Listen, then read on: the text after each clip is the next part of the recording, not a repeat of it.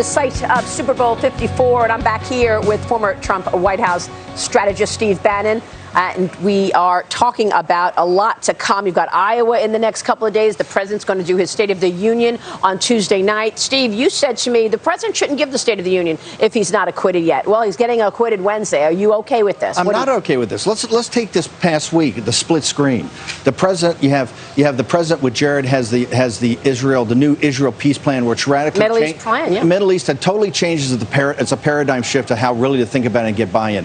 Ivanka comes in with the new $40 million for human trafficking that changes that whole scourge. Kellyanne's got the great announcement on opioids. Peter Navarro does the counterfeiting. The president signs USMCA, which makes us a geostrategic manufacturing alternative to China. And Brexit gets done. Brexit would have never gotten done without Donald Trump's victory. He had the back of Theresa May's government, Boris Johnson's government, Nigel Farage. This week is a historic week on action. Split screen. You've got these Democrats on a phony, forced constitutional crisis. Talk all week. Yeah. And so what the president and what they've boxed him into now is that they're going to have 15 hours of senators talking before the final vote, and we're going to have the State of the Union. And the New York Times has already gone to print with their headline, under cloud of uncertainty, president addresses the nation. No, let's have all the senators talk. Let's do everything they want to do. They could have worked Saturday if they wanted to. Let's have it all. And the president of the United States gets the last word. He addresses the nation, talks about all the actions he's taken, not the talk, and talks about where he's driving the country. It's unacceptable that they're going to have a following day after his State of the Union, and you know what they're going to do. Yeah. They're going to hold their heavy hitters to that day, and they're going to sit there and rip. They're going to have a counter narrative to everything the president said. If I was the president, I'd say, hey, look, let's do it the following Tuesday. Let's do it on the night of New Hampshire. Yeah. I'll address the nation and see how they like that. But the average guy and gal out there knows they're feeling what this president has put into place. I was talking to one of the drivers the other day. He said to me, my wife and I were just able to buy a house. We are so happy. I mean, the average person out there understands how these policies are impacting them. Take that to Iowa. Let's talk Iowa for a second. The DNC now changing the rules so that Michael Bloomberg could be on the debate stage. Bernie is leading in Iowa. What's your take? Well, let's talk about what happened over the last 48 hours. President Trump always says it's a rigged game. The most important thing that comes out in the last week of Iowa is the Des Moines Register poll. It didn't publish. And the reason it didn't publish is that it had some technical problem. I guarantee you, when they get to the bottom of this, and that comes out in a couple days after the caucuses, Bernie would have been up a couple of points. Okay, they're trying to stiff Bernie because the centrists there are in a panic mode, and so the whole thing is rigged. And the Democrats, and particularly the Bernie Sanders supporters, should understand you're playing in a rigged game. Michael Bloomberg, who really now you're seeing an oligarch come in here, an oligarch that's committed $2 billion.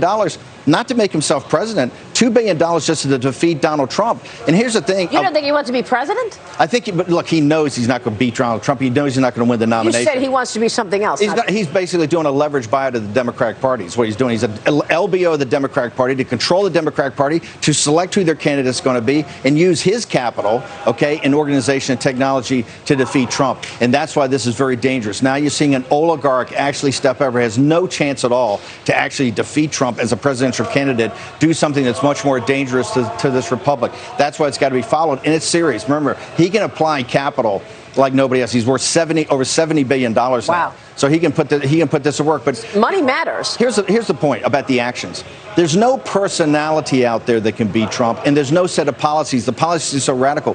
Trump's policies have blue-collar people outperforming white-collar, finally, as far as wage growth goes. This is a striver's economy built by Donald Trump with his tax cuts and particularly his deregulation. He's now got the nation hitting on all cylinders in a troubled world economy, okay? And this is why Bloomberg, Nancy, remember, he would never have been impeached if Bloomberg hadn't given Nancy Pelosi $100 million for her candidates. He won 21 of those 20. He's taken $100 million of advertising during the impeachment just to hammer Trump. So the president tweeted last night, Mini Mike is now negotiating both to get on the Democratic primary debate stage and to have the right to stand on boxes or a lift during the debates. This is something sometimes done, but not fair. Do you think that's I love why the way that President Trump can get personal very quickly. Do you think that's why they changed the rules? Because he gave $100 million to the DNC last year, and he's pledging up to $2 billion. Absolutely. That's why they changed the rules. He's doing a leverage buyout of the Democratic Party. And the centrists, the Wall Street faction, the global corporatists, they understand Joe Biden. Joe Biden's performance in Iowa has been pathetic. And if you watch it closely, only 2/3 of the things are full. The little VF halls, they're full. He's not on point. He can't bring the heat. They understand Mayor Pete, a town mayor from Indiana, is not going to be president.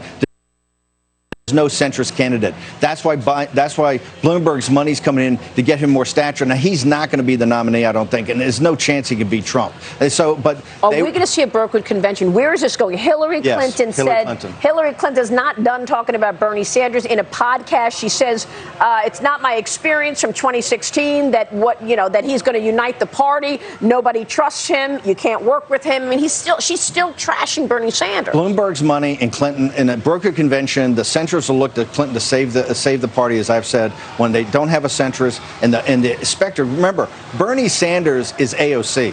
Bernie Sanders is AOC's third term. It just happens to be the first.